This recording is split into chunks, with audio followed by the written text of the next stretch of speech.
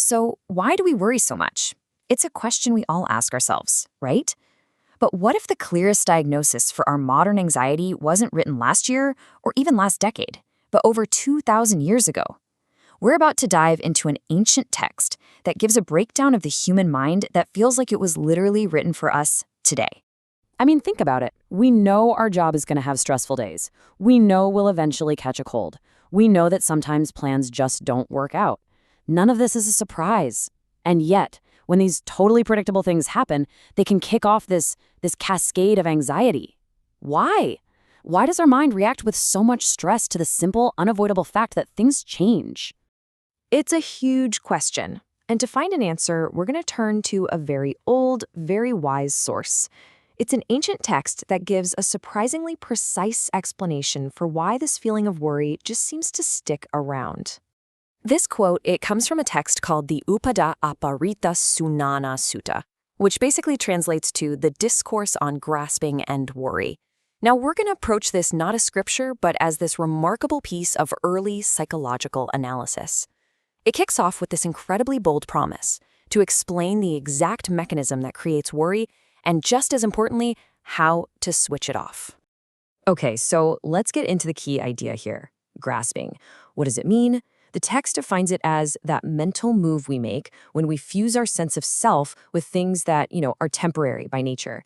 It's when we look at something that can and will change and we say, that is me, that is mine, my identity is wrapped up in this. And according to this ancient analysis, that right there, that's the root of the whole problem.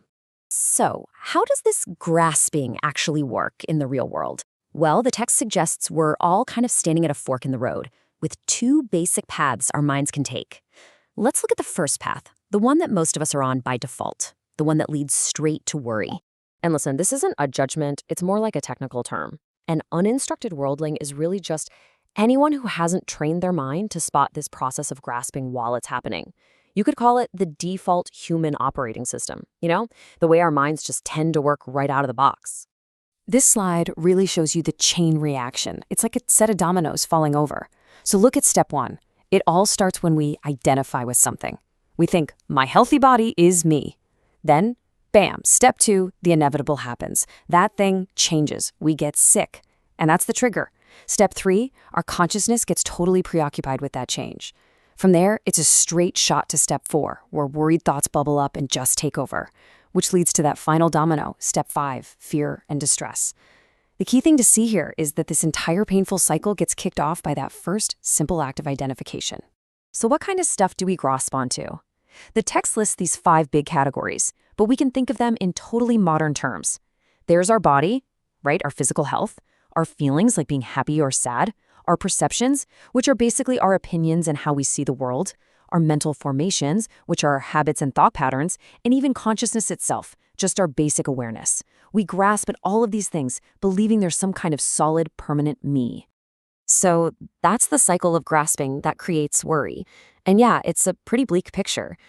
But the text doesn't just diagnose the problem and leave us there. It offers a really powerful alternative, a totally different way of relating to our own experience. And that brings us to the second path, the path of the well-instructed disciple. And again, don't get hung up on the word disciple. It's not about a title, it's about a skill. This is just someone who has trained their mind to look at their own experience with a completely different mindset. And this slide right here, this is the whole ballgame. It shows the core difference perfectly. Look at the 2 columns. On the left, you've got the grasping mind. I am sick. The illness becomes a threat to my very self. I am a sad person. The feeling defines my entire being. But now look to the right. The non-grasping mind makes a tiny but revolutionary shift. It's not I am sick, it's I observe that the body is sick. It's not I am sad, it's I observe a sad feeling arising. This little bit of space between the observer and the experience, that's what breaks the entire cycle of worry.